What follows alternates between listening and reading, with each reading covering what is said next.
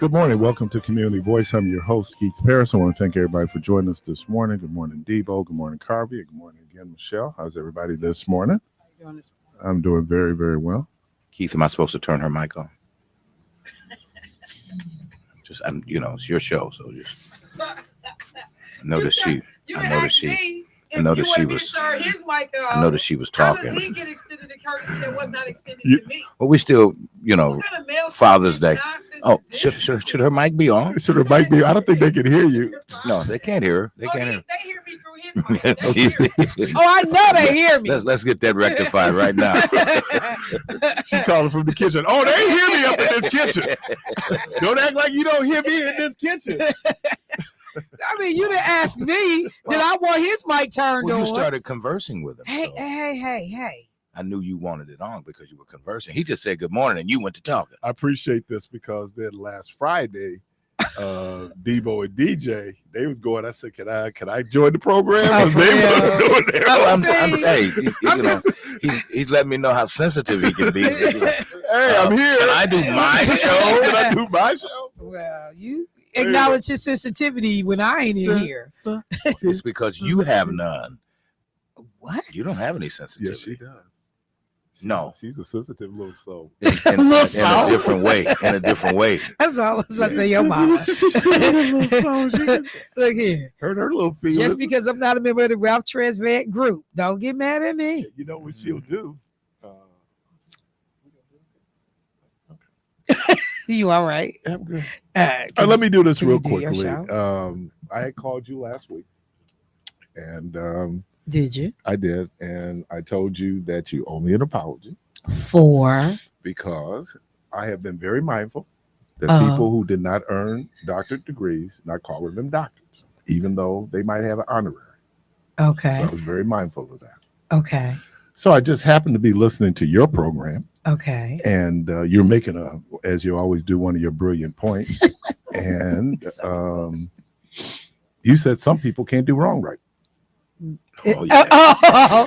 Yes. So I said, yes. okay. Yes. Okay.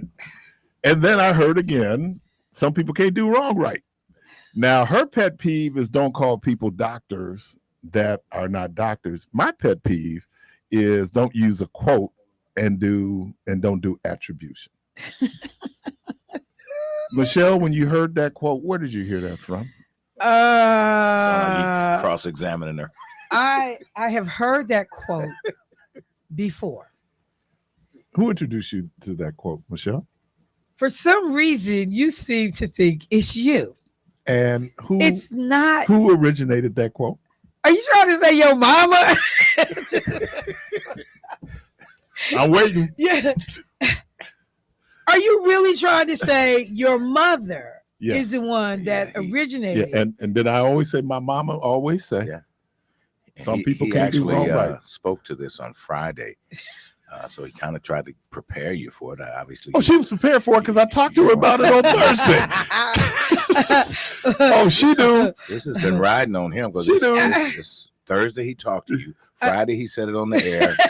Here we are Monday. I mean, just going all, Someone texted me, your mom is not the first person to use that saying. Yeah, but it was introduced to WNOV by Keith Parris quoting his mama. Whoever texted, thank you so much. I mean, Keith, I don't know what you want from me. You know what I want from you. He's made that clear. He wants an apology. He wants an apology. Why don't you mind your business? I'm just saying. Nobody need an interpreter, a Michelle whisperer. When you You're not needed. Yes, we do. He has made it clear. I would like an apology. Can you tell Michelle? Michelle Keith said. Just so you can get on with your show. All right. And get to the important topics. Okay. That you talk about. Yes. Like Tic Tac and Jacks. Wow. And jumping rope. Do you know how many people blew us up on that? I know. It was ridiculous. Yeah. But talk about national yo-yo world calamity and don't nobody call. I know. So to speed things along. Okay. I will apologize for not providing. What was the word you said? You know what the word was. Attribution. Attribution. All right. That's the only apology you got? To Miss Parris. That's the only apology. That's the only one you get. Not for me. No, Sherwood Hughes will not be getting an apology. Let's be crystal clear. This is your opportunity. There I'm giving you the space. Because I've heard he's told several people that he thinks that I owe him an apology. Yeah, but this way you wouldn't be. That ain't gonna happen. This way you wouldn't be doing it on your show. I'm not gonna do it on no show. Oh, I don't think it was show. Was it on the air? Yeah, It was on the air. again, there will be no apologies because one of the things I understand when you in this game and you open your mouth and you start talking, you are subject to the same level of scrutiny, attack, drama that you bring to other people. So don't give it if you can't take it. There you go. That's what I mean. There you go. What'd you say? The devil said who will be skating? What they gonna be doing? Devils would be skating on ice. Okay. Before that apology. Yeah. Absolutely. So, let's not tell nobody else that you think you do an apology. But yet you negated to say it to me. We got East Coast, West Coast going now. Is that what's happening? East Capital, West Capital. No, they moved downtown now. Are they downtown now? Yeah, you know, That's still kind of east though. But they have to, well, they definitely east. Yeah, east. So. But yeah. Yeah, but it used to be right. Yeah, I'm like sending me. I was just giving you the opportunity. Well, really? Yeah, hey. Why is it so messy, man? Why is that a brunt? Yeah, that ain't a brunt. I think that was very diplomatic of Keith to do that. He was trying to keep the peace. He was trying to keep peace. No, he actually no, he wasn't. He was actually stirring. He know it too. And I know he wasn't. Look, I'm just saying, like, I've heard this now multiple times. He was up all night trying to figure this one out. Multiple times that, there is a belief that an apology should be made. It's not gonna happen. You talk that, you get that. And then you publicly threatened me. No, I didn't. You want that smoke, you gonna get that smoke. That's all I said. I ain't threatened you before you go to the district attorney. Shit, he threatened me before you do all of that. I didn't threaten you. You want that smoke. Third time in court. You go get what you say. My third time in court. Second time for Radio G in court. Oh, that's what we doing. Because people want to take me to court because they can talk bad in one setting and then they're going to use law enforcement to come after me and others. I'm just saying. All right. I didn't say nothing that requires an apology. What you looking at? You all right over there? Let me do. Some folks can't do wrong right. This was the great setup for this. Are you all aware of the 3 individuals who drove from Texas to Milwaukee? Oh, yeah. Stole a truck. The ATM guys. They were going to rip the ATM off out in the town of Brookfield. What? And some folks can't do wrong right. So they hooked the ATM up to the truck. They drove from Houston, Texas. Mm-hmm. Right. Came to Milwaukee, stole a truck. Mm-hmm. Okay. And then decided they were going to steal an ATM. Anybody see Barbershop? Yeah. Okay. Yeah. And these are brothers. These are black men? Of course. I should say of course. Don't say of course. You would. I would have never said of course. Pookie now. Pookie, right. Okay. One of them had to be from Milwaukee. So first of all, why would you come here? What was the connection? It's supposed to be a national crimes, allegedly. These dudes on Nationwide. But how you know where to go? Well, obviously they didn't know. You just drove around number one, and said, this the difficulty of anyone breaking into an ATM, do you think that they haven't figured out how to make them basically impossible to break into? Just like, when they had the drop boxes over here for the ballots. Yeah. You know how difficult it was for people to steal those or even get in that box? Well, ATM is even more. So what they didn't know, they were right up the street from the police station. The police are watching them do it. Out the back window. Out the back window. That close to the station? Yes. Right there. Some folks can't do wrong right. Oh, I set up a thought about dude, really? When did this happen?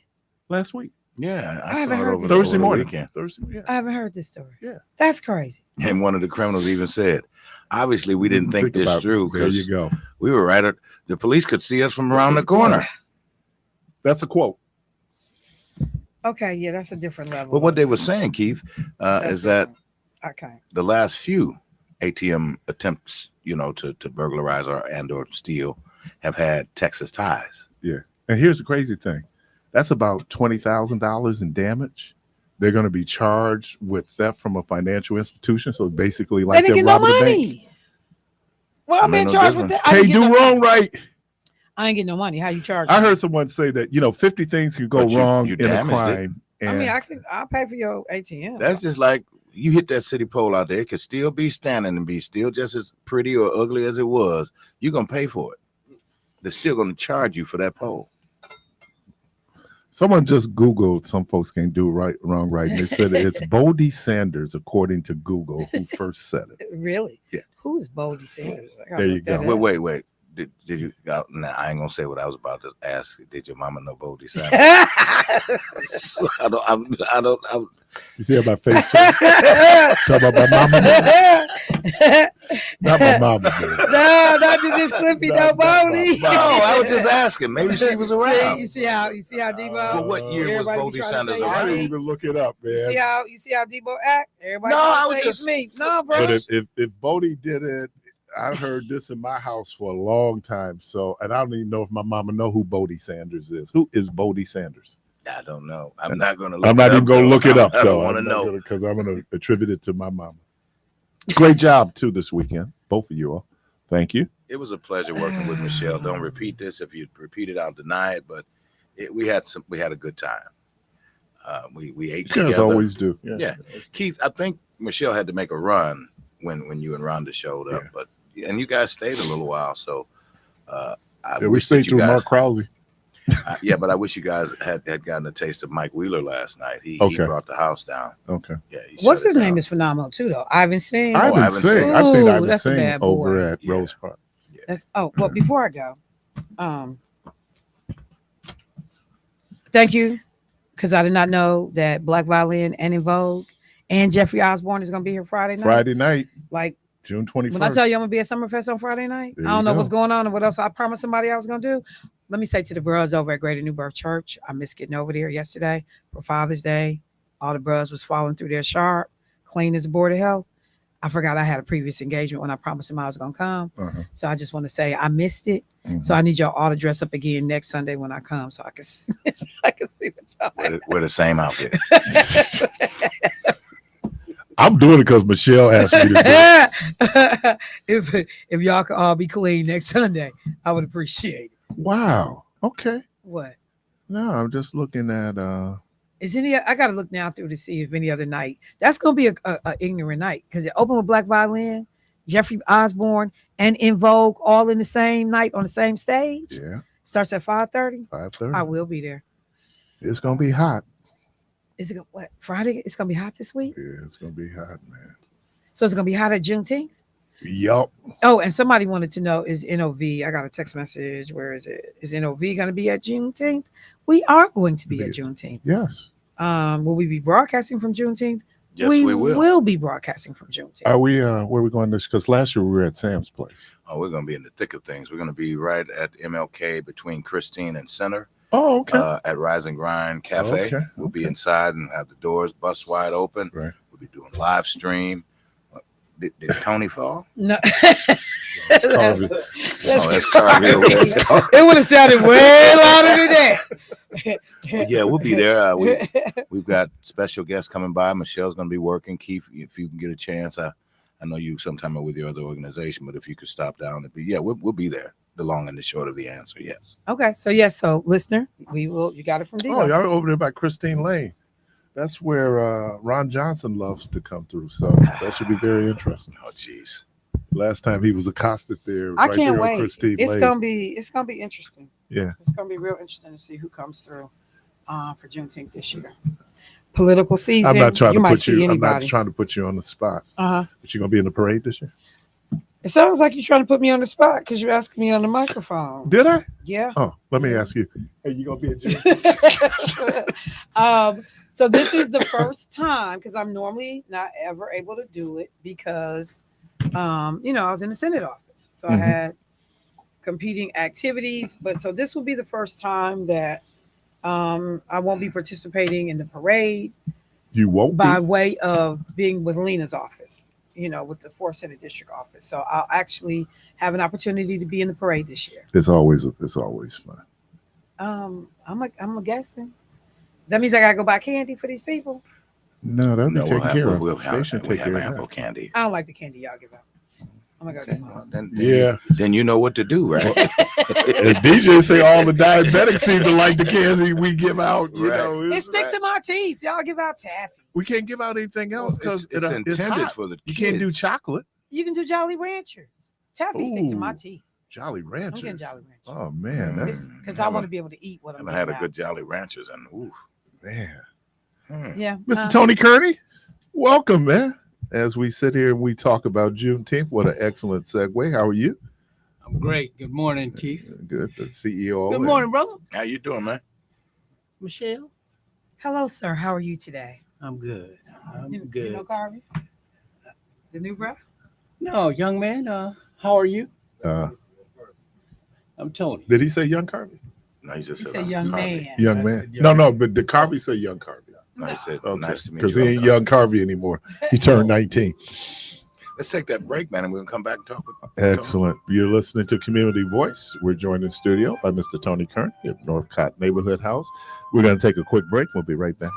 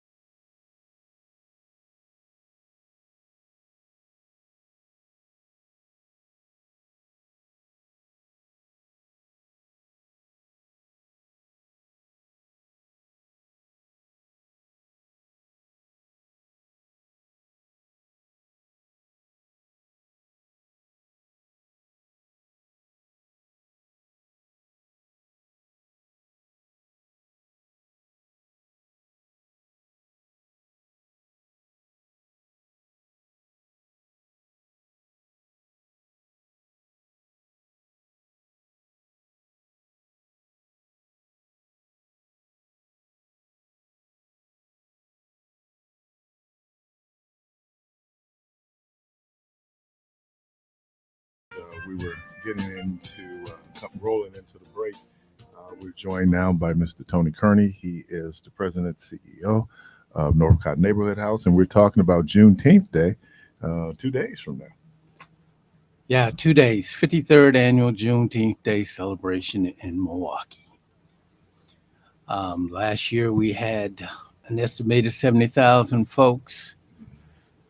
This year we're hoping we're going to be a little bit bigger. The Jubilee Parade, which is our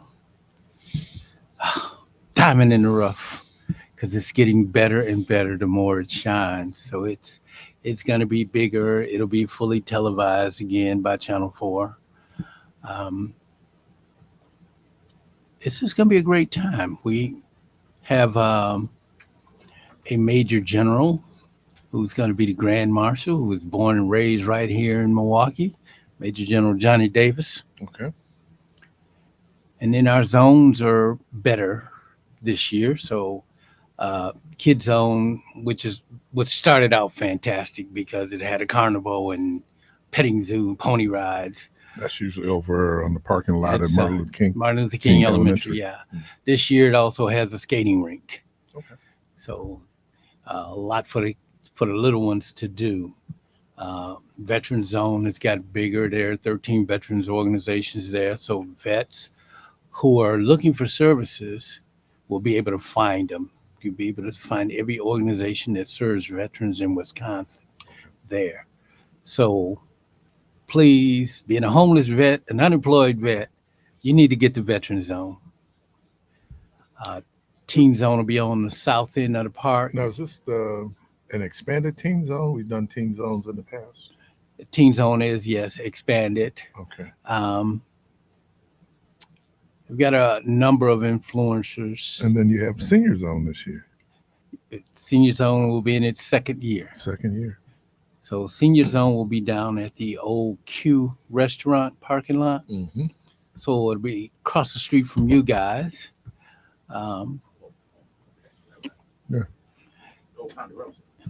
Yeah, Q was the last. Ponderosa, yes, for those Stella people J. who remember. Was it Stella? Stella. Stella? Yeah, Q was the last restaurant. And I don't want to go down a rabbit hole. Man, but I love those wings at Ponderosa. Love those chicken wings at Ponderosa. Who didn't? Yeah, man. We brought our own bags. Yeah, I mean those wings are slamming, man. So you it was something. I think I don't know if it's Michelle mentioned it, someone else, and hopefully we'll get to the point where there will be and I know kids are out of school, like a high school marching band, to have. In the past, I think they could have had marching bands when we still had big bands, had those bands. Well, we actually tried to get some schools to put their bands in. Okay. But unfortunately, they don't have the kids around during the summer like we did back in the day when we were in school. Because a lot of people did their music training during the summer, right? Yes. They go to summer school over Stuyvesant. Yep. Yeah. Okay. And North. And North, yeah. They go in and do it. So it sounds like, and then of course, so let's do the time. The parade starts at 9 o'clock. However, the lineup starts at 7 here on Atkinson. So right now, with the current size of the parade, it looks like it's going to move from 14th and Atkinson as the kickoff to 11th and Atkinson, and come all the way back to Atkinson and Capitol. So we were kidding that, last year was the longest Juneteenth parade in history.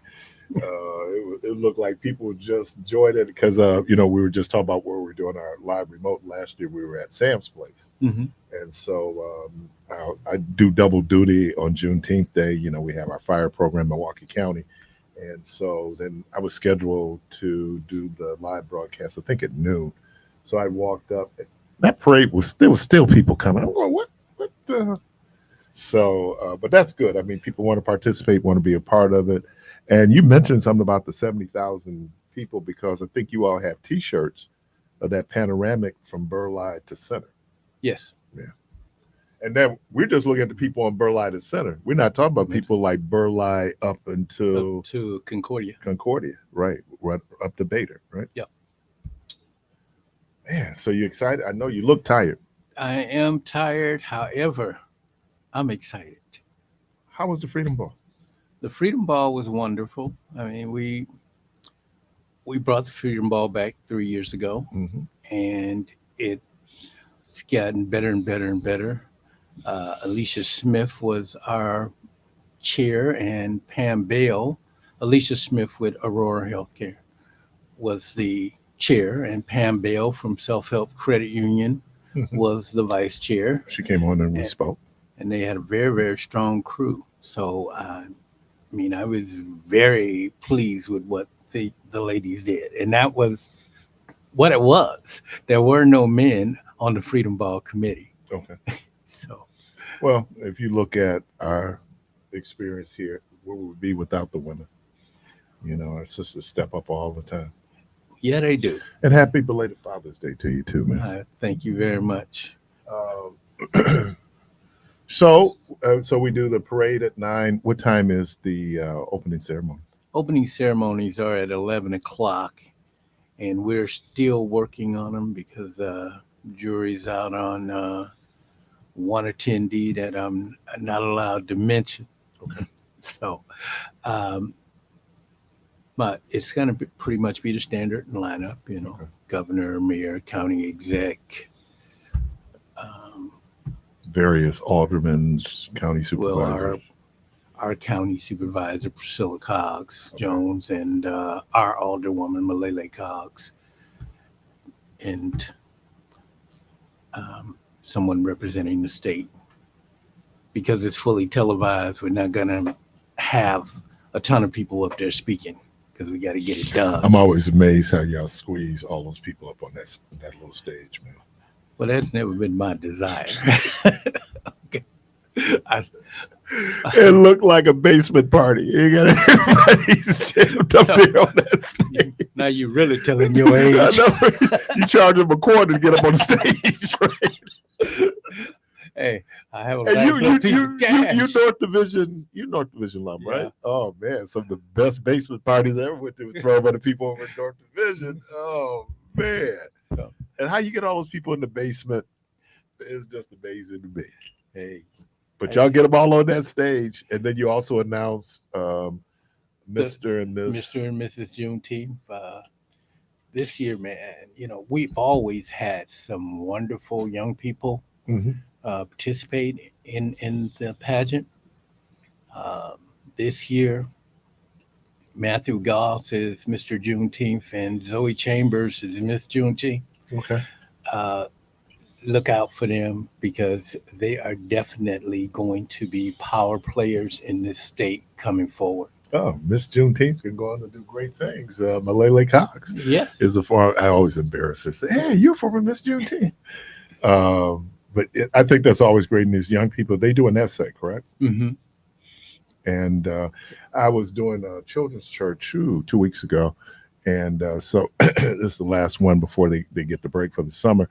So we just going through a whole lot of stuff. And I said, we were giving away sunglasses. So I said, can anybody tell me what Juneteenth is? This young lady stood up, basically for a 10-year-old, gave this very expansive history of what Juneteenth was. I was impressed. Mhm. She's like 10. So I think, and here's something else I mentioned. I think we talked about it. I don't remember this happening when I was young, you know, again, 50 years when Juneteenth first happened. But, you know, we wish people now happy Juneteenth Day. Yes. And that little subtle thing, and I don't know if it was because of national holiday or more and more people are embracing Juneteenth. Well, I think it's more and more people embracing it, becoming a national holiday because white folks finally decided to vote. Didn't make Juneteenth more important. Right. I mean, it was important Before from the that. single day, you know, from 1865, it was important. I mean, just the mere fact that you can still hold somebody in bondage when you know they're free for 2 years. Well, that's how you put them in bondage in the first place, but that's a whole totally Yeah, different yeah. discussion. But you're right. You're right. So Juneteenth is a great time. And we've been asked, hey, do you want to move it to the festival grounds? No. Juneteenth belongs to the community. It was always a street festival. We're not moving it off King Drive to the festival grounds. We got to stay where we are so our people can view their event. And, we have some super people, actually 53 folks on the Juneteenth Planning Committee that makes this thing work. Northcott's at the helm and always has been since the very start. But we have some dynamite folks who are running various committees.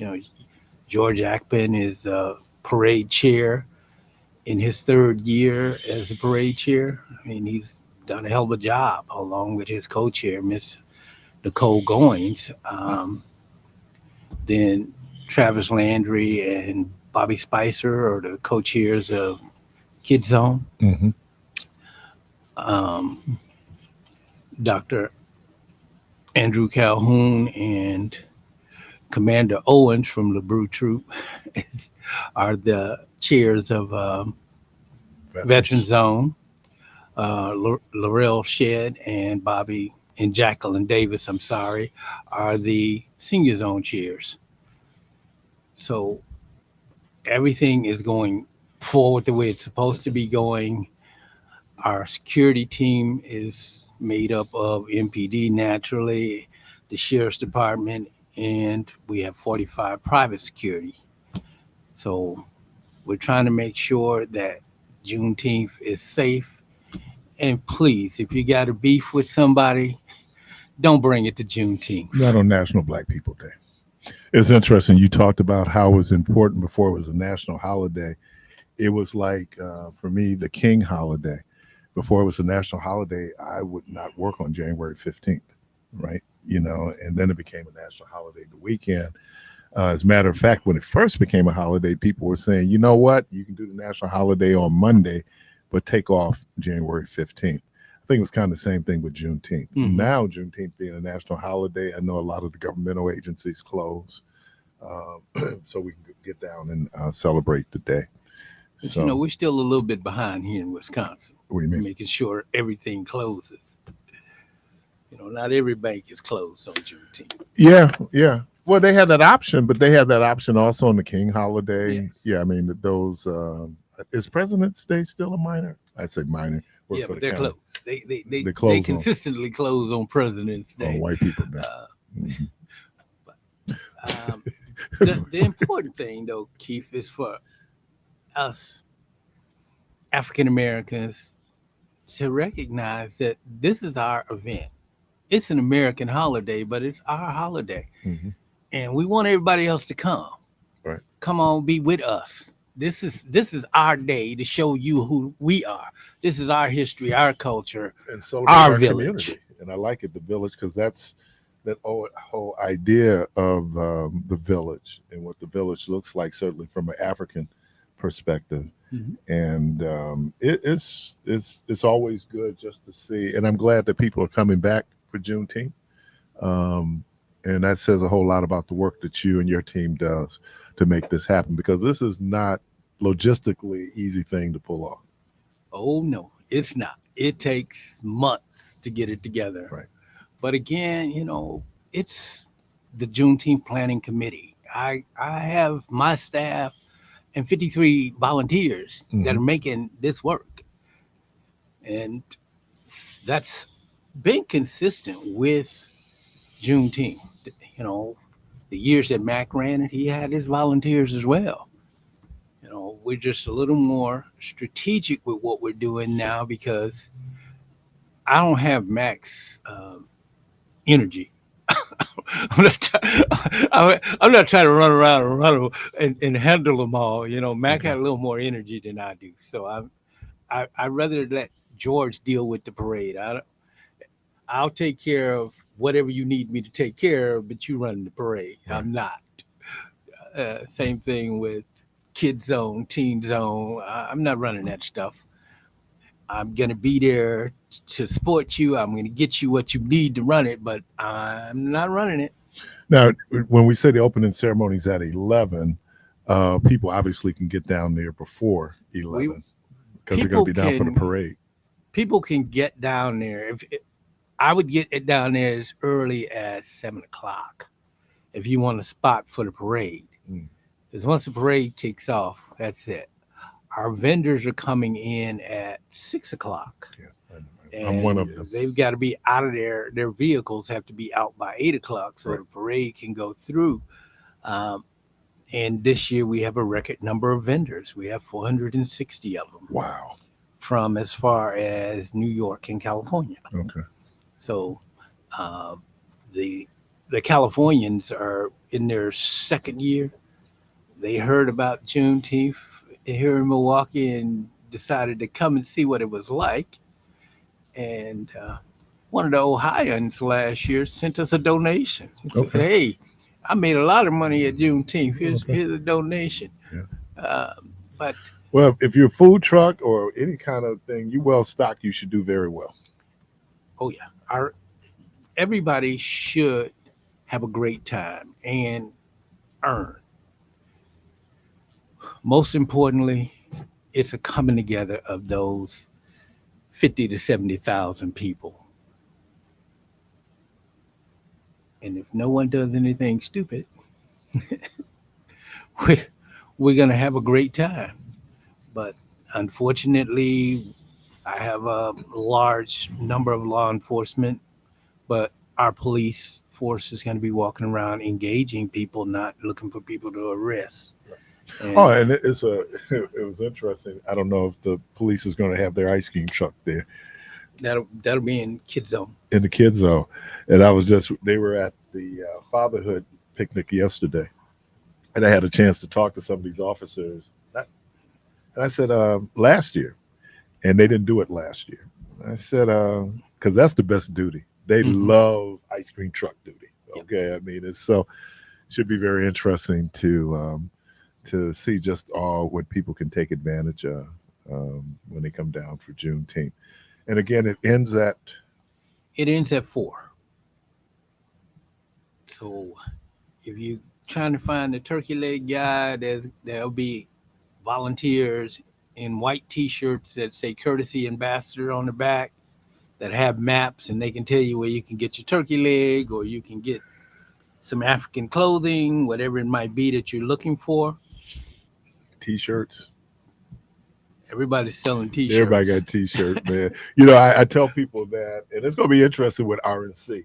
See how many people are out trying to do T-shirts, because anytime anybody's going to Washington for a protest or for a march or for some other thing, there's always somebody there, making bad money. I tell you, you're going to do pretty well, too, is the people probably doing the water and Gatorade, because it's going to be pretty warm. Oh, yeah. It's going to be 90 degrees. Yeah, so people might want to do sunblock, wear a hat. It's going to be warm.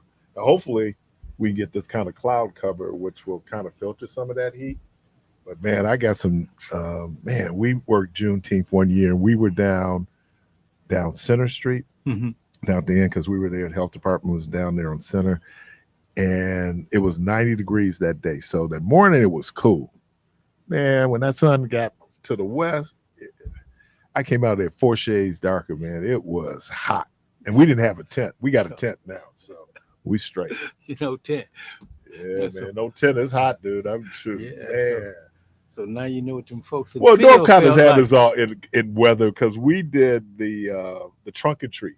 Yeah. During the year, man, it was cold, windy, rated. Our decorations didn't stay on the car, but people came out.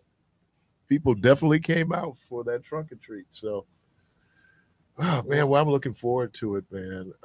As always, as our famous Uber driver said to us when we were in Washington, we were going to the dedication of the Museum of African American History, and the driver said, "Why are you here?" I said, "Oh man, we're going over for the dedication." He said, "Happy Black People Day." So Juneteenth now is Black People Day. Happy Black People Day. I was commenting off air that some folks, and you kind of alluded to it. I don't know why folks don't think community first and want to bring their drama to certain things, or how drama kicks off. So we're praying for peace, right? It is a day of peace. It's a day of peace, a day of celebration, a day of commemoration. We think about all those folks who never got a chance to experience freedom here. And so for us, as descendants of those folks, we should be very mindful of the sacrifices that our ancestors made. So before I go, I want to shout out Margaret Henningsen and Jan Kemp. The original. Without them, we would not be having the 53rd annual Juneteenth Day celebration.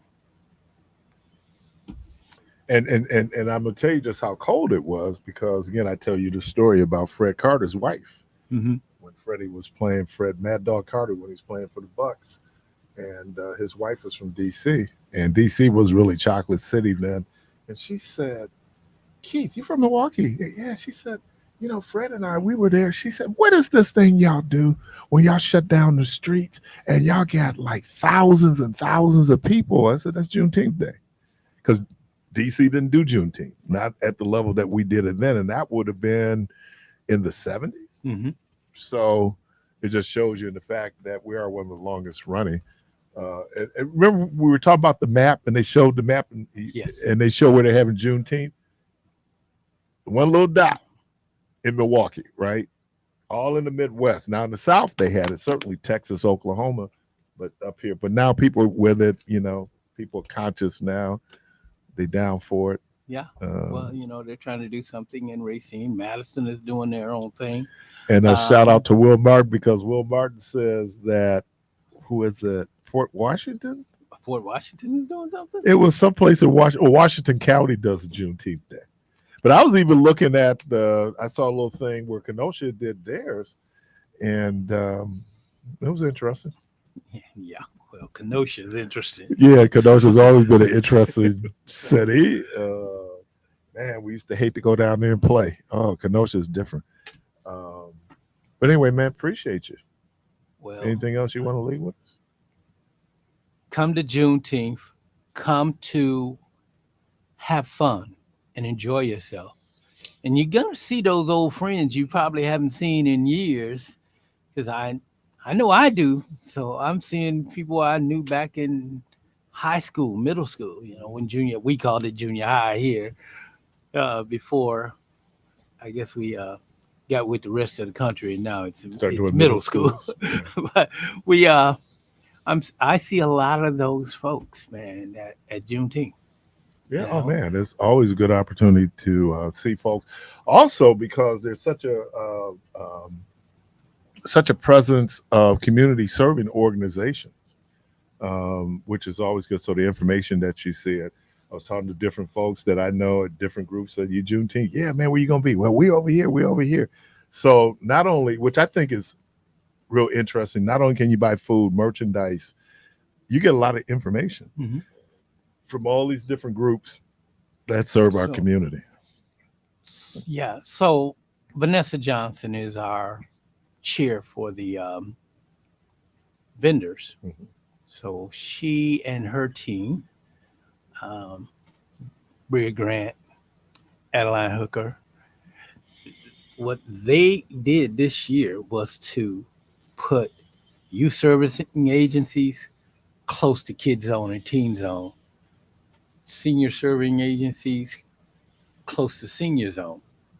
So they really had to do a lot of flipping to make things happen and make sense. Right. Because if you want to serve those little kids, well, you need to be where those little kids and their parents are. Mm-hmm.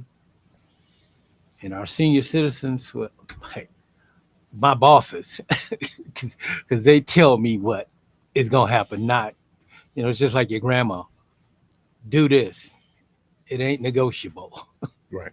Well, I think, and I think it makes sense, and the fact that you're still evolving, where you're adapting based on what you're doing. that says a whole lot, because sometimes we can get pretty, staid and stale. This is how we always been doing it. Okay, well, but times have changed, so approaches might need to change.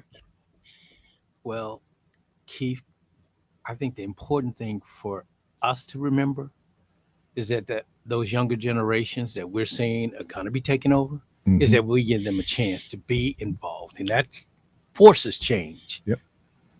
And plus, we just can't get there and do it anymore. No, I don't have the energy. Real talk. I was just sitting there looking at my lawn, like, dude, not that I couldn't get up and do it. I'm just lazy now. So, bring my godson in. He's young and strong and get out there and do it. Yeah, I won't do mine. Man, it's just kind of, so we'll see, man. Well, man, we're looking forward to it. Again, Juneteenth, that will be this Wednesday, June 19th.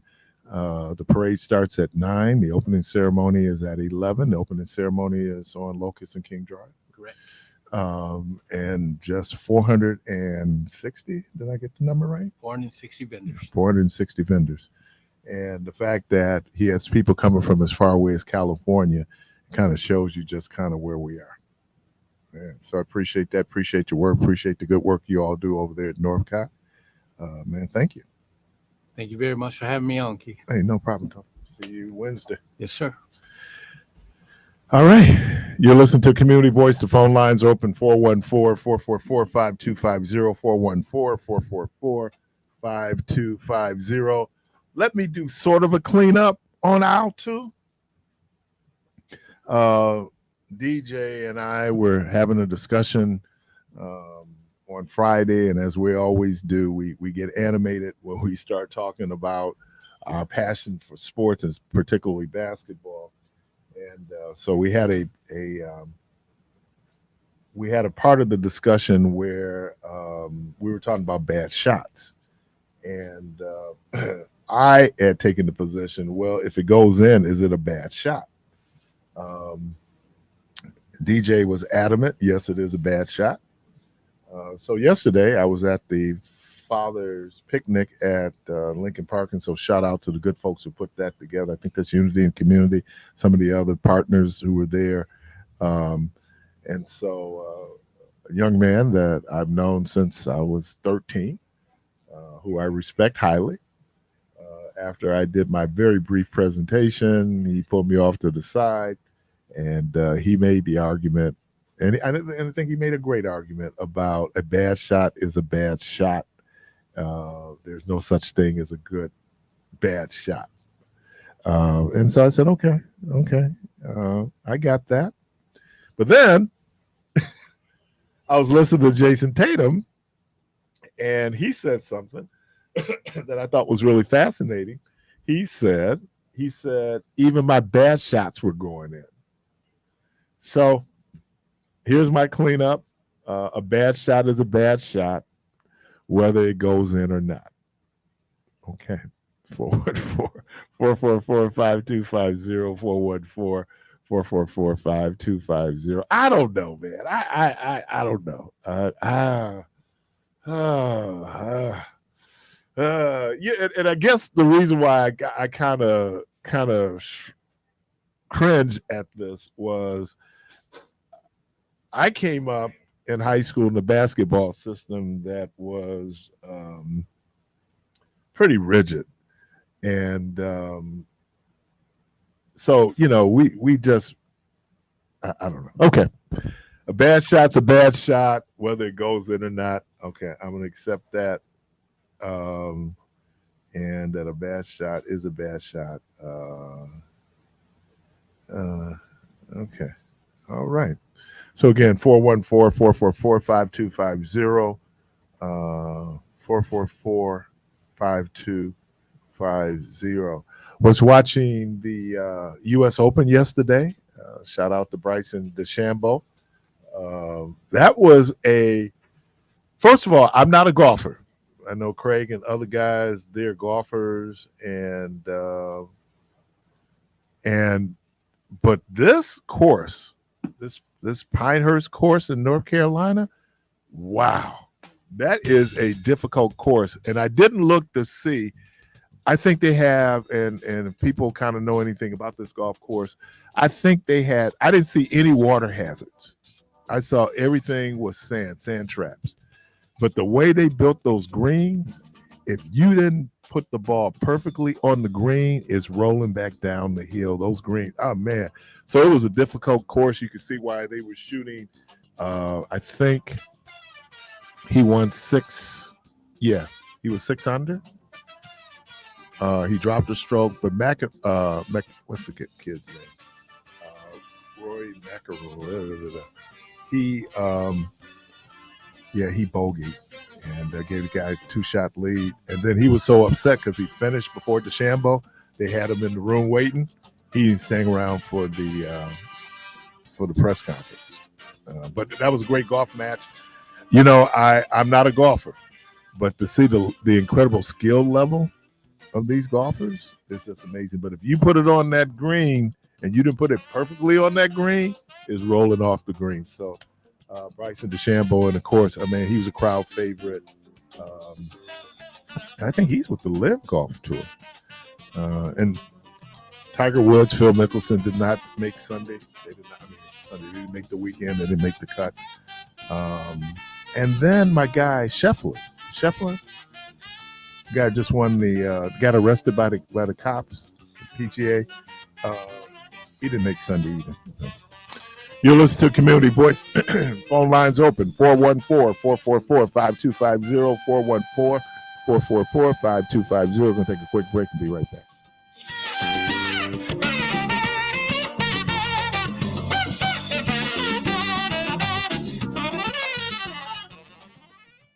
Remarkable change begins with daring to be different. Baby, I'm on a mission with Boost Mobile, putting the latest phones in the hands of more people. Introducing the signature Coach Prime Razor, only from Boost Mobile.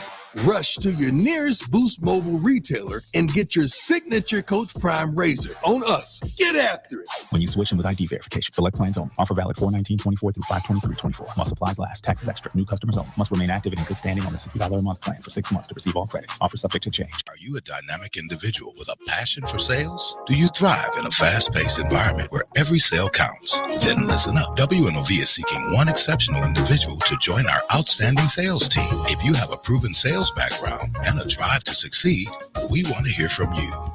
Don't wait another moment. Send us your resume via email at mjones@WNOV860.com. That's mjones@WNOV860.com. Join our winning team today and let's drive success together. Juneteenth Day is Wednesday, June 19th, 2024. Join WNOV as we'll be in the parade, but most importantly, we'll be broadcasting live from Juneteenth Day in front of Rise and Grind Cafe on Dr. Martin Luther King Jr. Drive between Center and Christine Lane on the west side of the street. Please stop by to visit and maybe meet our staff and just maybe win some prizes. This live broadcast is sponsored by the Medical College of Wisconsin Cancer Center and WNOV, the voice of the community. Hey, WNOV family, this is Will Martin, and I'm inviting you to join me for my new show, The Difference, every Monday from 3 to 4. Listen on your radio or stream us live on Facebook or YouTube.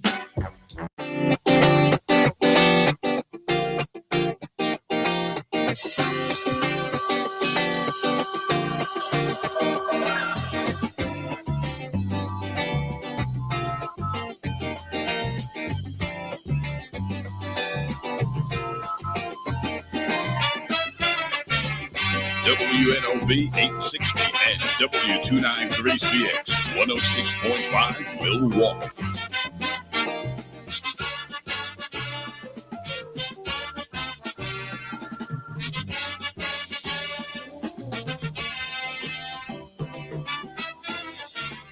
All right, welcome back to Community Voice. Let me do this. And again, happy belated Father's Day to all the dads that I didn't get a chance to say happy Father's Day to you. But you may or may not know I don't have any natural children. I don't know how that sounds. And then you the enforcer. Uh-huh. Make sure I pay my child support, but you ain't got no children. I ain't got no kids, which is crazy. You ain't got no kids. Let me do this. I had... How many times you heard that one, Keith? You ain't no pappy. I know. You don't know what we going through out here, man. I know I ain't late on my child support. How can you be? Right.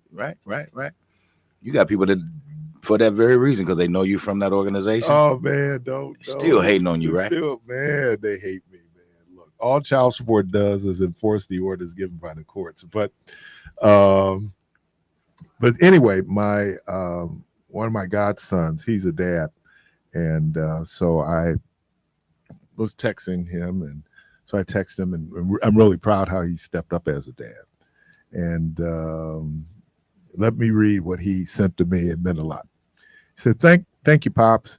Happy Father's Day to you too. You stepped in as my godfather and took me in as your own. I know I probably wasn't the sharpest kid growing up, but everything you taught me has fully registered as a grown man, and I'm very appreciative of that. Love you, big guy. I hope I make you proud. And I got back to him and I said, oh, I am very proud. Carver, you got any tissue over there, man? Man, that meant a lot, man. That was nice. That was really nice. So thank you, Cameron. Well, Keith, can I say you know, what you mean to me?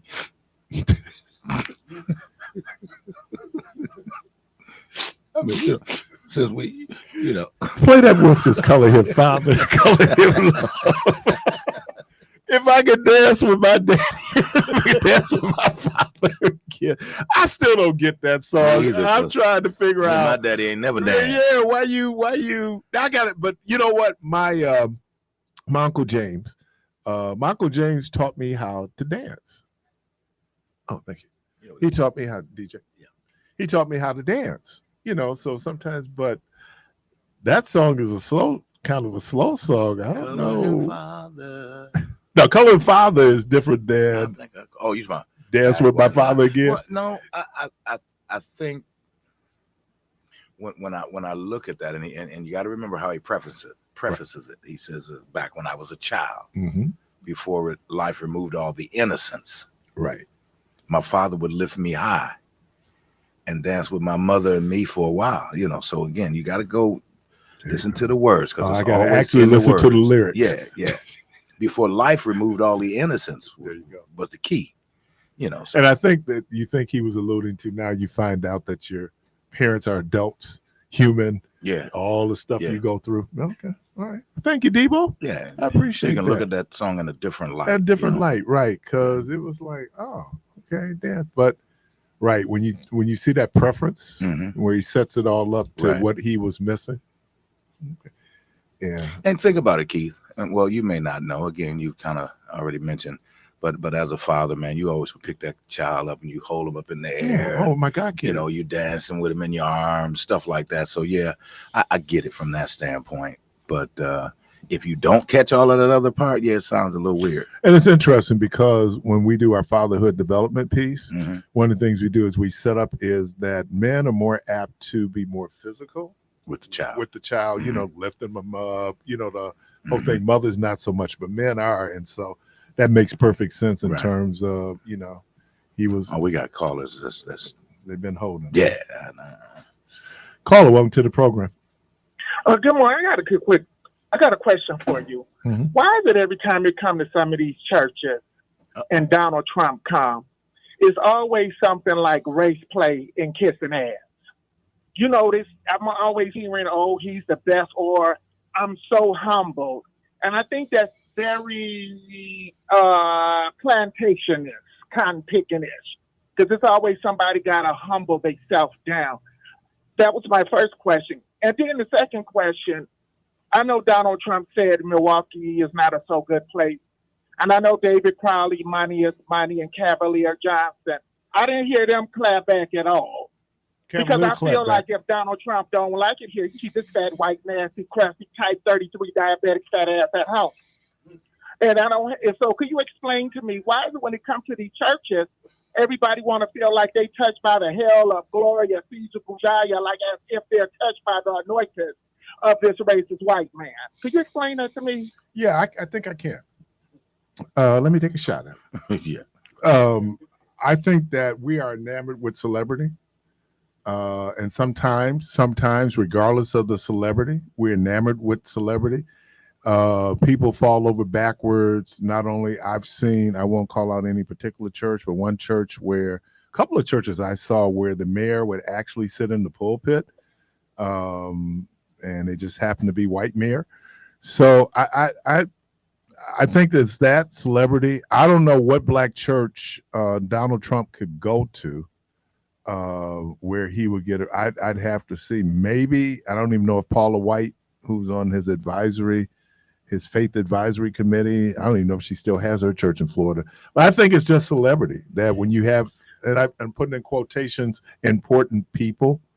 You know, I remember having this discussion at Metropolitan. Oprah Winfrey's mom was a longtime member there.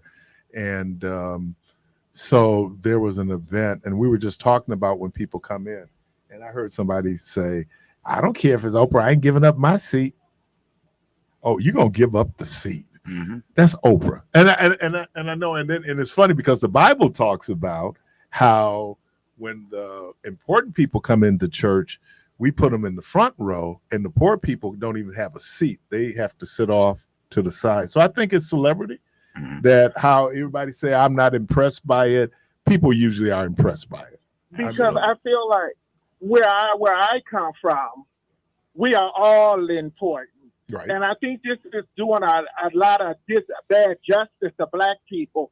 When you hear these pulpit backsliders who probably got a man with breath on their back talk about, well, I'm going to humble myself down because you came to me. He got a wife to crack his ass just like the rest of these niggas. Okay, Al. So I don't understand it why they do that. I feel like it's horrible when they do that, especially when you're supposed to be guiding black people. And the first thing you want to say is, you don't need no tissue. I'm going to use my tongue. Okay. Appreciate you. Al. Was he alluding to butt kissing? No, I think but it's kind of, look, I get. But you were going to make a point, and you never got to it. In one of the comments he made. Now, we do know that Cavalier Johnson did respond. He did clap back. Yeah. So maybe you missed that one out, but he said something similar to, we had to live through your first administration. Right. And that was horrible or something like that. He shot back at him. So, yeah. Yeah. Somebody called him the Orange God. Yeah. I heard this morning. I heard Representative Crockett talk about the Orange team. Yeah, how someone should have an orange jumpsuit. She called him Orange Jesus. Yeah. Yeah. We got yeah. Well, you don't get me started on Orange Jesus. Oh, that's right. Okay. Caller, welcome to the program. Good morning, Steve. Good morning. Is this Solis? Is Solis? It is, and I've been trying to call you. Owe me an apology because I started before your show started, and I'm just getting through.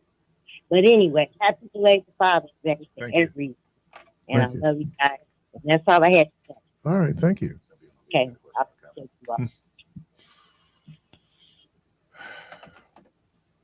I'm calling? I lost call. No, we lost him. Call back. It looked like Stingley. Okay.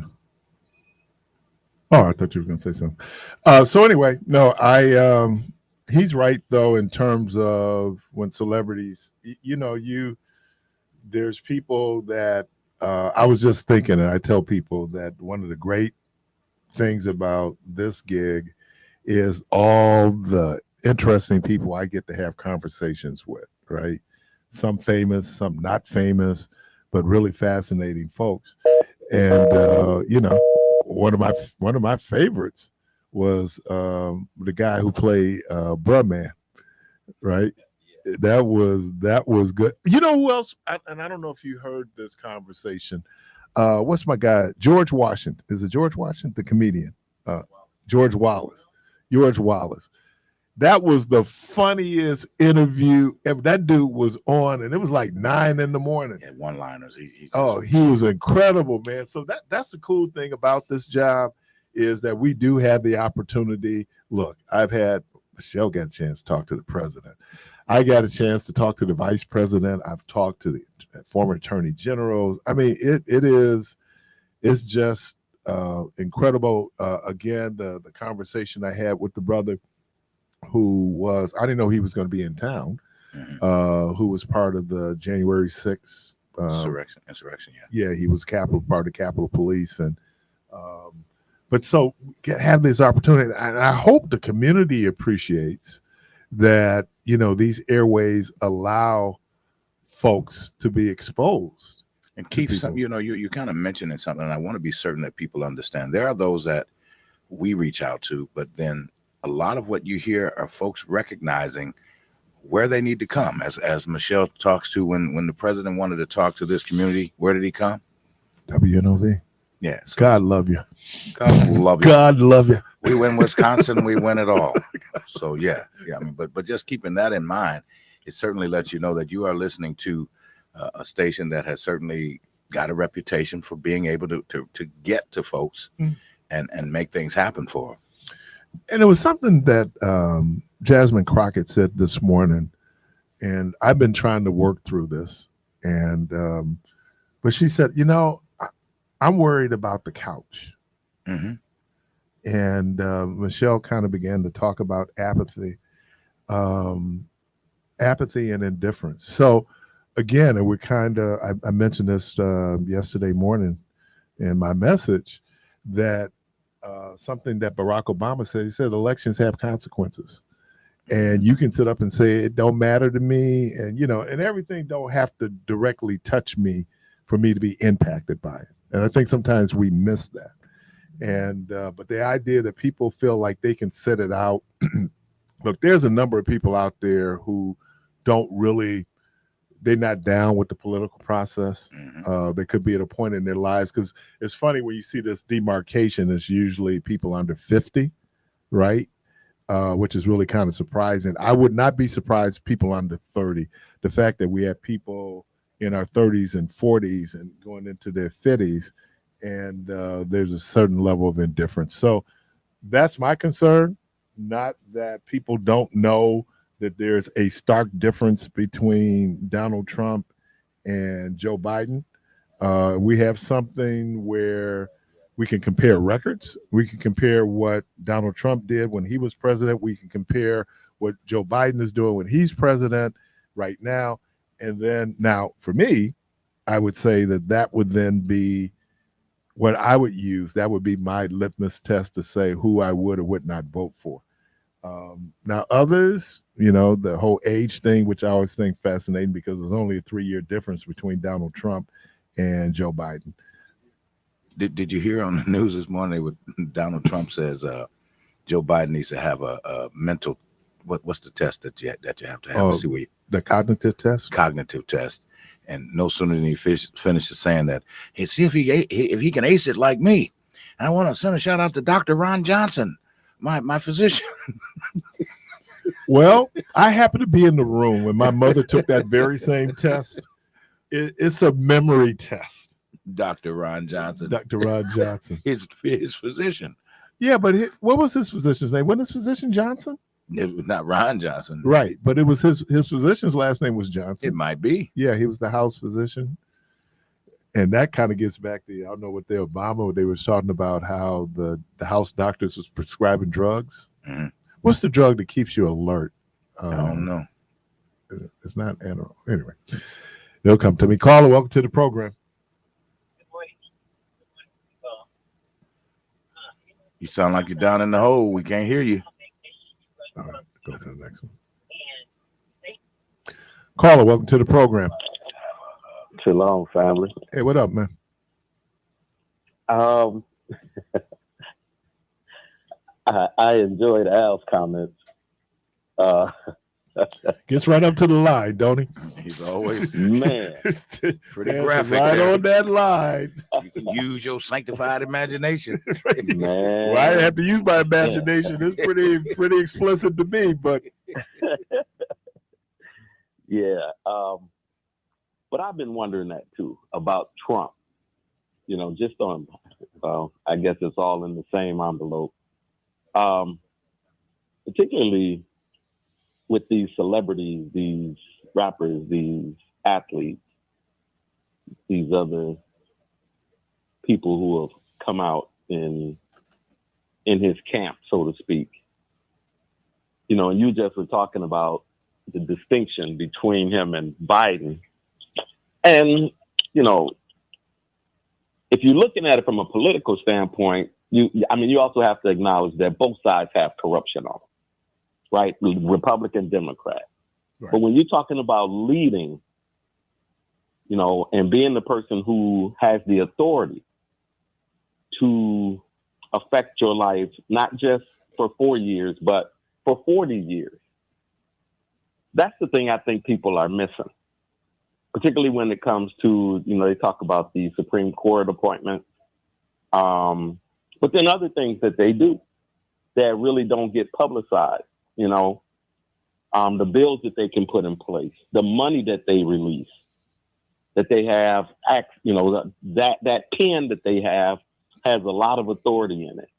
And so when you have that kind of authority and you look at what they're saying,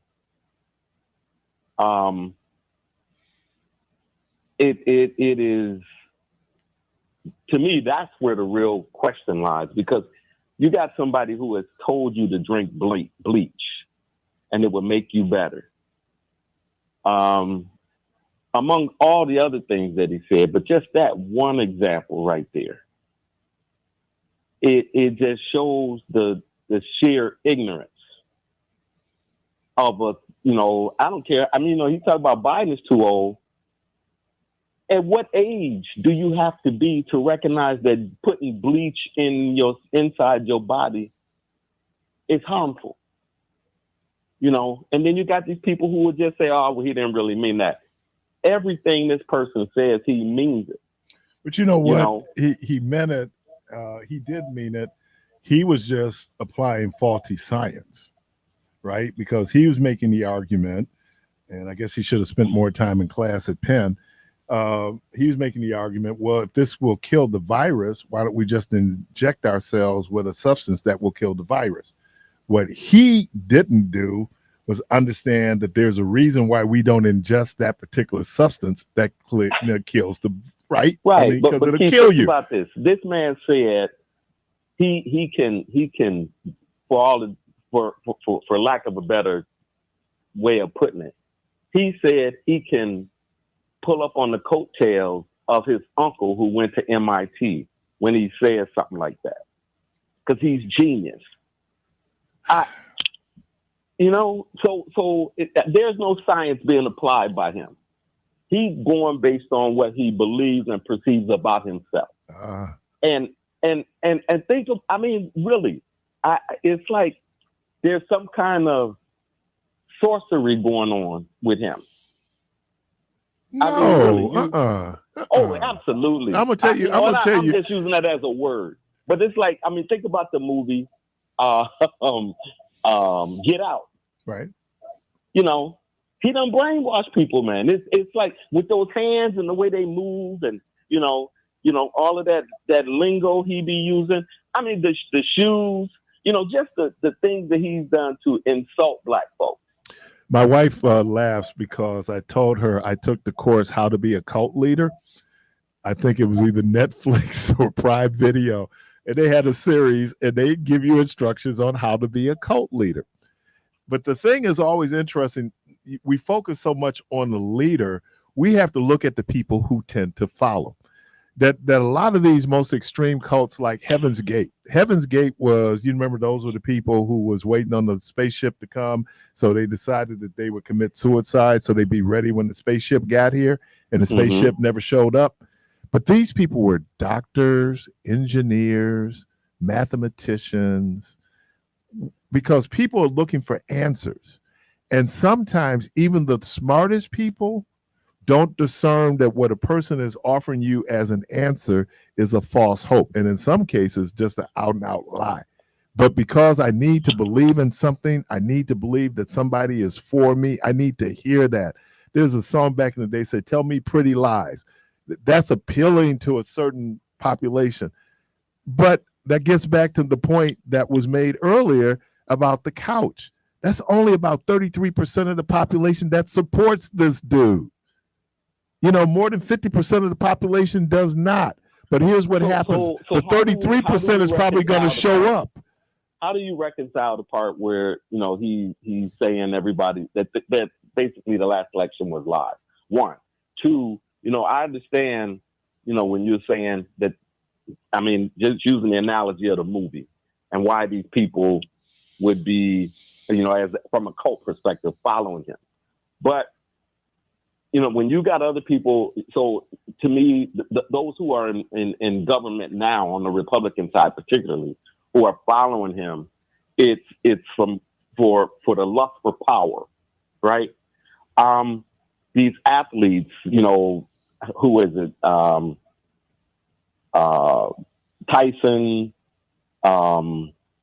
what's the brother's name who played with the Giants? I can't think of his name right now. The defensive Lawrence Taylor, you know, I mean, all these people who they're saying they coming out in support of Trump.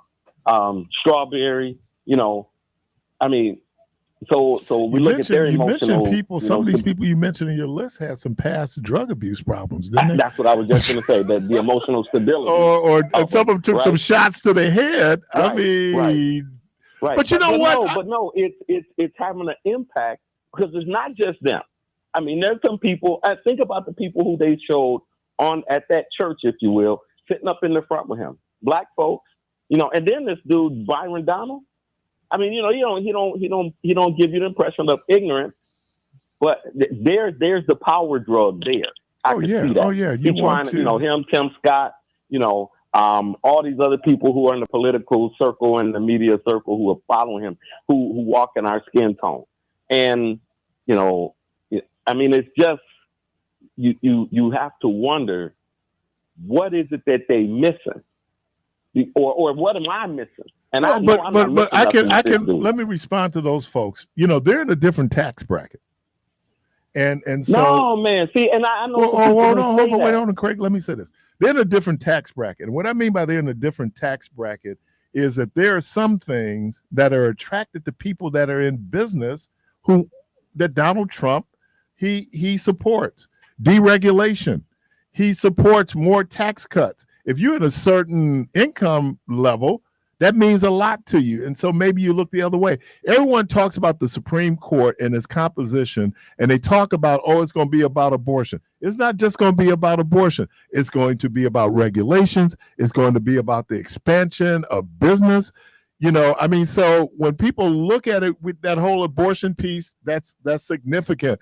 You know, it's something that we talk about. It impacts 53% of our population directly.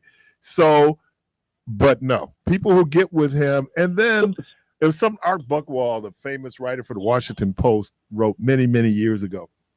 He was saying, why wouldn't you want to be a black Republican? He said, because if you're a black Republican, when you walk in the room, all eyes are on you because there's so few of you in the room. He said, if you go and you're a Democrat, there's a whole lot of black people in the room on the Democratic side. But if you like that whole exclusivity, I'm different than, I ain't like them other ones, you know, like the exceptional Negroes. Room, are you mean the status quo? I mean the quota, or are you being looked at as somebody who they just saying, okay, we're gonna take advantage of him? Both. And did you watch the U.S. Open yesterday? Yeah, I did. Did you see the trophy presentation? Yeah, I did. When he took the picture. Yeah, and who gave him the? Didn't want to take the picture. Yeah. Who gave him the trophy? It was the brother. Okay. He pushed him off real quick. I saw that. Yeah, there was a couple of brothers in the back. I said, this is about as many black people you gonna see on the PGA. and the USGA. You know, and that's to their detriment. Right, but what I'm saying is, but then you give the image of, wow, man, y'all look to be really diverse. Same thing when you have one or two black people. It hasn't met that standard yet. Let me say this: that course, though, they have 10 different courses. I know you got to go to a break. They got 10 different courses on that property. Huge place. Some of them have water, some don't. So this particular design. Number 2 doesn't have water, though, right? Why does I didn't see any water hazards at all. And I think McElroy, you know, he had a serious mental meltdown in the last couple holes. Yeah, you know, he hasn't won in 10 years, man. Right. A major, you know. He had a big gallery. It was a whole lot of people. So him and Shambo, even though they were Yeah. in two different groups? I don't think it was so much. It was so much the gallery as it was being able to deal with that nerve in that moment. Because we talking about the millions of dollars trying to get to the pinnacle again. He played good. He played well. And they always talk about he's always in the top 10, just in winning. Yeah. I thought it was impressive, like you said, that Scheffler missed the cut. Yeah. That shows you how tough that course really is. That course is, you know. And again, I'm not a golfer. This game, any given week, any one of them cats could have won this if they were just hot. You know, you got to be able to be in the fairway. That's what DeChambeau said. You had to be in the fairway. You got to be on the greens. And many of them weren't, that didn't happen for them. I think fairways and greens, they call them GER, greens and regulation, meaning you were in the fairway for the most part. Then you were on the green in a certain number of strokes. But the percentages are probably less than 50%. For all of the golfers throughout the whole week, So it was definitely a tough course. Definitely a tough course. Right. But I can't wait to play it, man. Okay. Yep. All right. So long. All right. You listen to Community Voice. Call I See You. I'm gonna grab you right after the break. We'll be right back.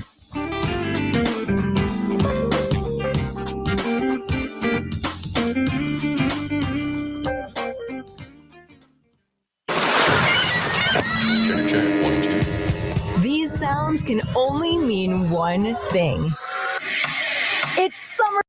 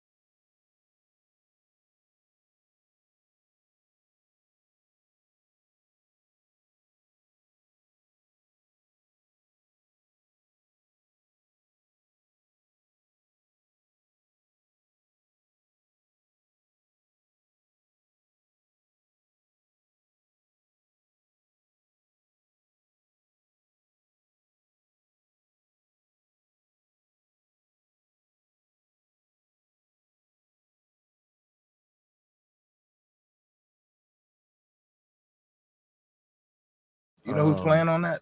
The boards. Is it who is that? Who's playing on that song? Yeah, boards. Keith Pringle. It sounded like him singing in the background, so it could have been Keith Pringle. Okay. Yeah, Keith Pringle, man. James Cleveland. James Cleveland. There's a little something for our Black Music Month. We've got a piece that we speak to James him. Cleveland. James Cleveland. So thought it'd be It's nice to throw that amazing. in. And I think if you look at just how instrumental not only was his work with the Caravans, but then his work with Aretha Franklin. Right. And how he traveled. As a matter of fact, he lived with the Franklins when they were up in Detroit until I think she got pregnant. And with Heath? That wasn't his. And I was looking at the movie, was it Respect? And the guy who played James Cleveland had the list down. I mean, sounded just like him with the lifts and everything. It was now they said that back in the day that he could do like falsetto. Really? Yeah, but from all the singing, and he was a smoker, and it just did. So that's where he now has that baritone. But man, James Cleveland and what he could hear. That's why you'd always hear him say, "Shh, bring it down," because the choir be getting a little hot. And that's what makes Amazing Grace. You got the album, but you got to watch the actual concert. They did, with the exception of one song, that was one take. Wow. Anybody who's done live recordings will tell you they start, stop, they These folks, Southern California Community Choir, that's just how good these people were. And they had this brother, I'm trying to think, his last name was Washington. He was actually the musical director.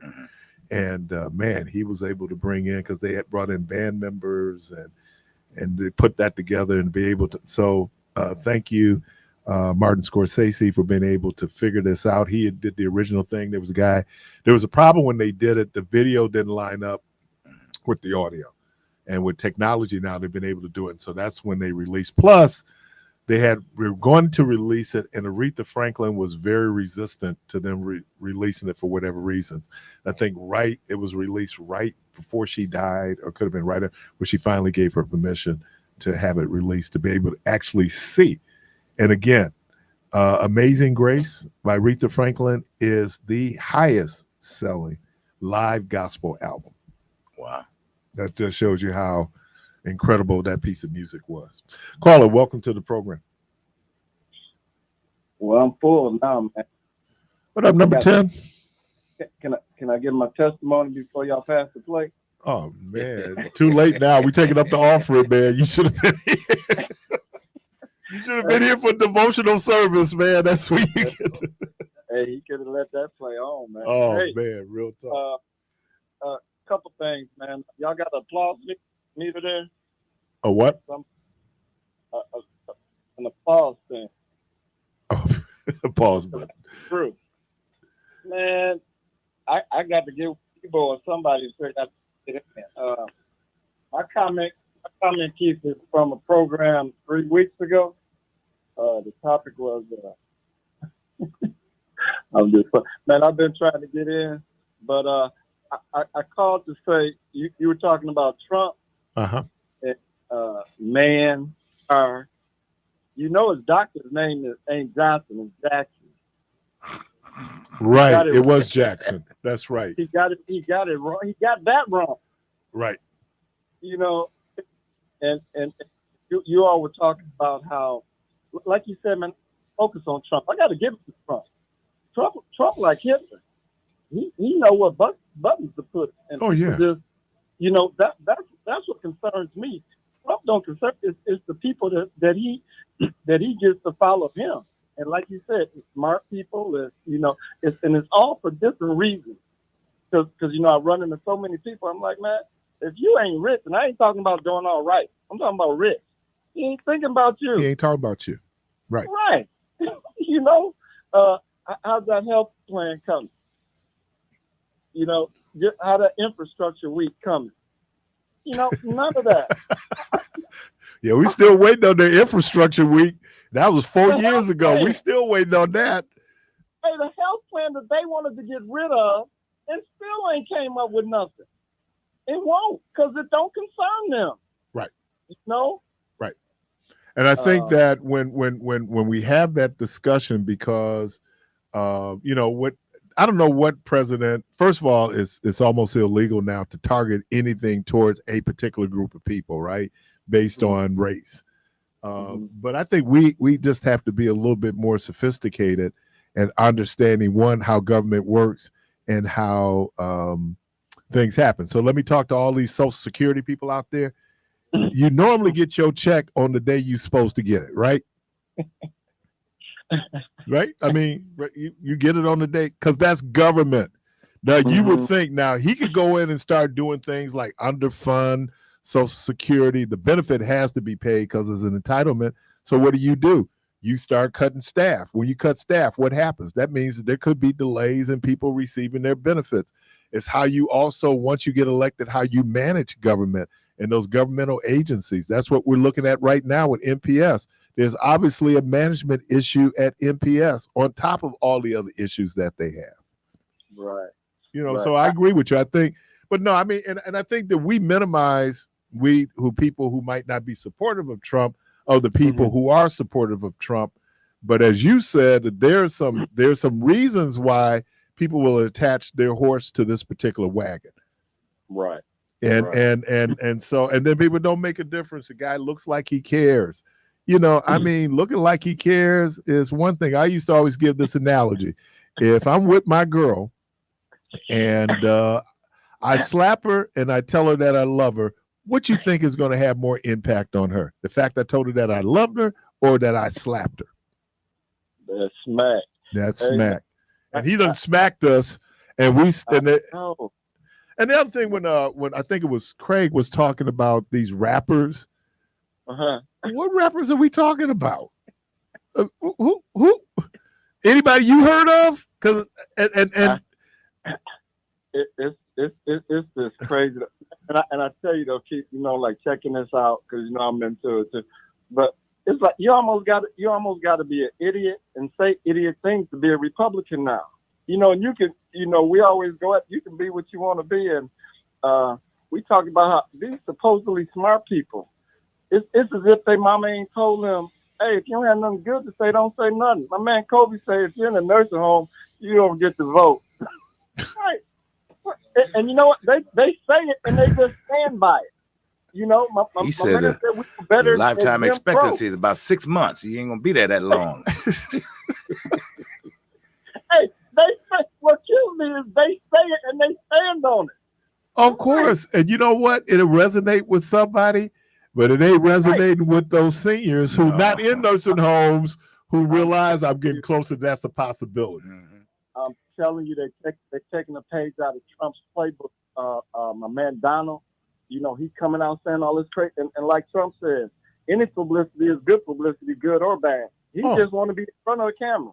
And to his own detriment, because what happens is your whole need for attention means that now we're paying attention. And now maybe people, I'm really, so what do you think, what do you think the debate is going to be about? Or I don't know, like George Stephanopoulos said, the first question is to be who won the debate. And if you won it, why you ain't in there? Well, I think Trump agreed to the mute button. I guess when you go over your time. Right. It should be very interesting. It is. Someone was making the comment. They said, Republicans are really doing Joe Biden a favor because they so lowered the expectations. If he walks in the room, it's going to be a success, right? Because the way they got him going, like this dude, we can't even believe he's walking around. What do they? Fox said as he shuffles into the room. Right. Which is amazing because a lot of people who are old listen to Fox. I mean, watch Fox. So what they're talking about your group, right?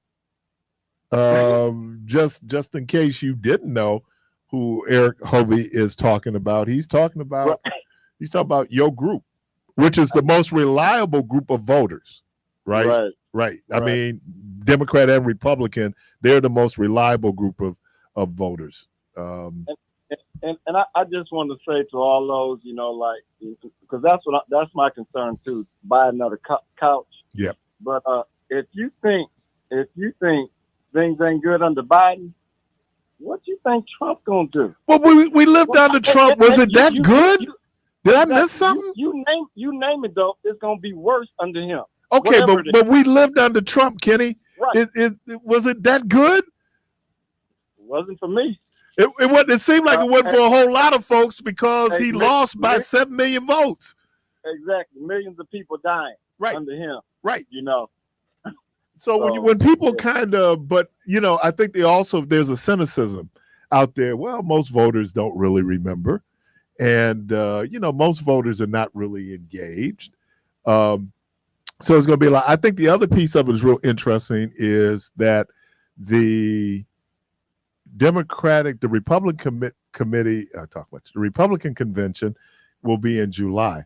The Democratic convention will be in August. One of the reasons people may or may not, I don't know if they've had it or not, they're going to virtually nominate Joe Biden, not at the convention in Chicago, because it's past the deadline for him to get on the ballot in Ohio. So they have to go in and make him. So if they do, it'll be a roll call.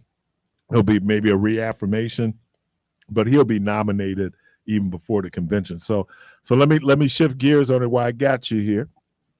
And let me say this to Debo. You were so close to getting you some Uncle Nearest. You don't know how close you were. I still should get it. You know why? Because I said. You said a broom. I said the broom. I said, but the only way it won't happen is that the league don't allow for it. And that's what I believe happened. They don't like 30, man. No. And the fact they didn't try to win, man. They want to win on their home court. Exactly. See, that's why you should support the Celtics. It just cost you Uncle Nearest. Yeah, well, I don't drink anymore anyway, so. Okay, I heard. Just pick the road need to give up drinking. Right. But no, I so Kenny, you know, Debo was saying it was going to be a sweep. So can Dallas? It would have been a sweep if that last game would have been in Boston. I figured it was going to be a gentleman. I really did. I thought they want to go back to Boston and do it. They want to get at. There's no greater than to win on your home court. Right. They thought they didn't even have set up there. Had they won, they probably, you know, it's all set up to do it. But this is a big deal what they go through having experienced that. But Kenny, you know what precipitated the argument on Friday was when Luka fouled out with 4 minutes and 32 seconds. You can't tell me that he wasn't going to make a difference being on the floor. Now, I agree with him. It was bad fouls, and like DJ pointed out, let's talk about the other 5 stupid fouls you had before the 6th foul, which is probably the stupidest foul, right? But him not being on the floor, that's a close game. It was close with him not on the floor. I think Dallas could have won that game. But exactly. Hey, you know what I always tell? What I would always tell my young people when I was coaching? It's 2 points, man. It's more important to me to be on the floor. You know, I think it's our 3 points. I don't care if he scored. You on the floor, you know, and you would think at that level that they know that by now. Even if he went by him and dunked the ball, you still on the floor. Right. And I don't think they would have. They would still had the lead, right? Yep. So no, I think that. But you know what? It's the human element. I was telling them in church yesterday about how we used to run those suicides and have to shoot free throws. Right? We run suicide, shoot free throws, because when fatigue sets in, habit takes over. So we were learning how to keep your form as tight as you can when you're exhausted. I think that's the same thing when it comes down to making decisions at the end of ball games that, you know, because a lot of games are decided, especially in the playoffs, in the last 2 to 3 minutes. You know what else? I agree. You know what else that hurt Luka though? You know how much he was complaining? You can't be in your game if you're complaining that. When you're, you know, it takes you out of it. You know, like you see a tennis player Board. You know, he just messed with his hair a little bit. You know, just always calm about what he's about doing. As good as Luka is, you arguing and bothering the ref that much, it's throwing you off your game. Right. And look, wasn't there. Both leagues, they cry. Nobody has committed a foul in the WNBA or the NBA. Nobody's committed a foul ever. You know, I'm just like, Dude, you get paid $1.5 million. You can't complain. Now, if you 43 million, you get to complain. That's the other thing I have too. 1.5 million ain't supposed to be on the floor when the game is on the line unless everybody's hurt and fouled out. Hey, don't talk about his brother like that, man. Oh, Finesse. I know Finesse. My man coming to the game complaining. Like, man, the game is over. That's the game is decided and you contested a call? Oh, really, man? It put you on the stat sheet. Take it. Okay? No, that's amazing. That's amazing. Hey, Kenny, I don't. Did you get a copy of Coach Strack's book? Yeah. Mm-hmm. You know, you mentioned in that book, right?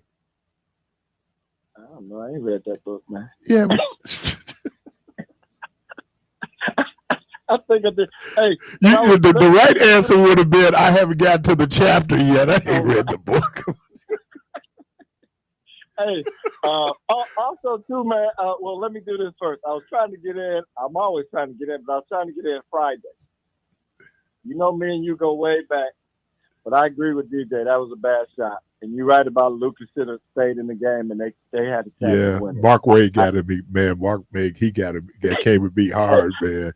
Hey, Keith, you be happy that it went in. Right. It was a bad shot. Right. Hey, because the shot that Drew took, and I'm so pulling for Drew, but the shot that Drew took, remember they had a little stretch there, and they wasn't nobody hitting. They was coming back on them. Right. And they got a rebound, and then Drew took a shot. And he really should have just pulled it back right then. Right. I'm just glad that it didn't hurt him. But yeah, because in the heat of the game, you know, you got, and people, they're pros, but they're also human. Now you see it more on the college level. If you hit it, now that's big.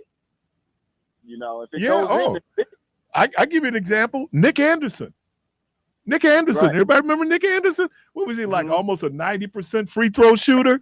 Missed 4 in a row when the game was on the line. Right. Pressure, man. I mean, pressure. And I don't know how until you're there. I remember one time this kid had to get up and shoot a free throw. We playing 7th, 8th grade basketball.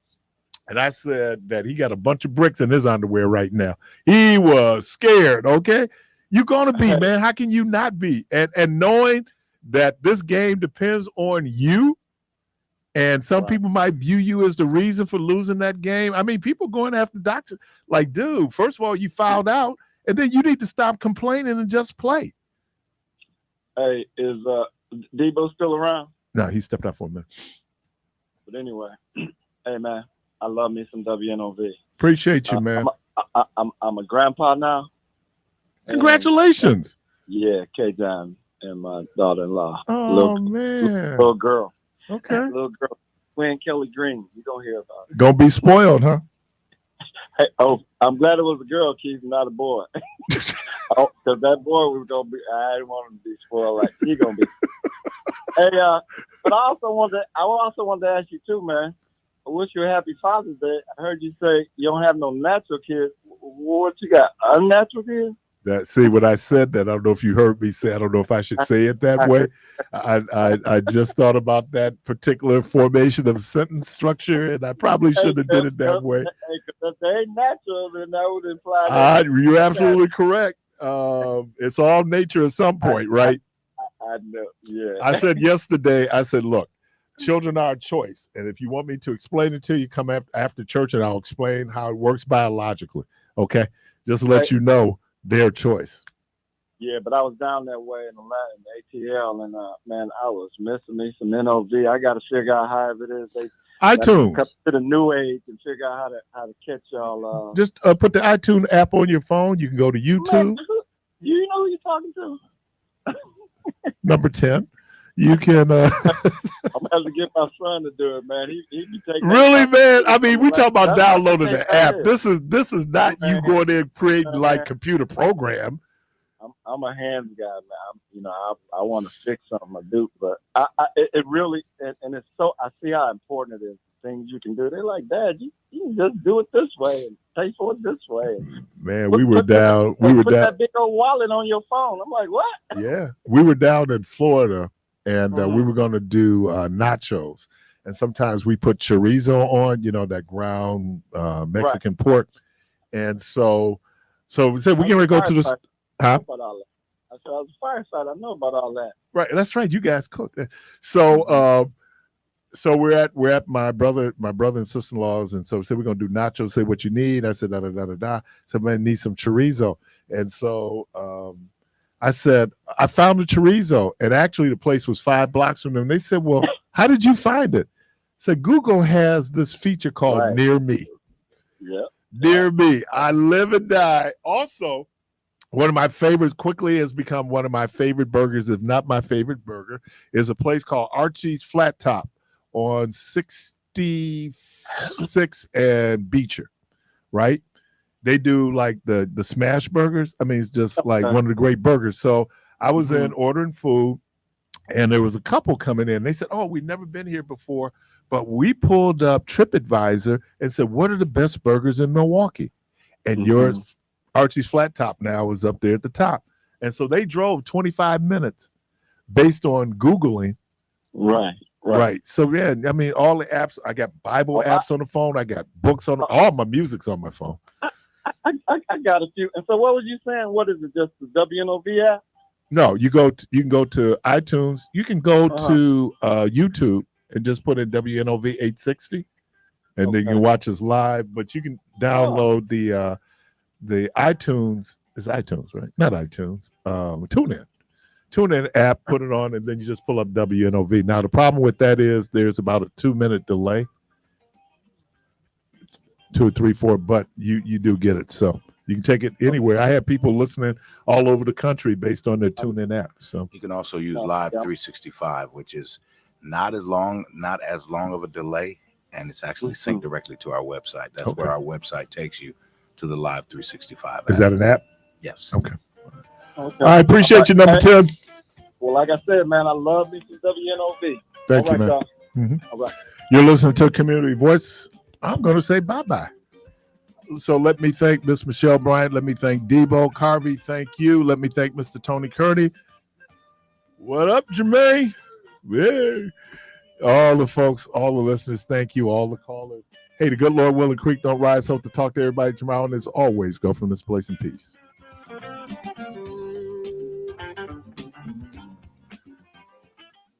The Community Brainstorming Conference will not be hosting their June monthly meeting. As communities around the nation prepare to observe and celebrate Juneteenth, they encourage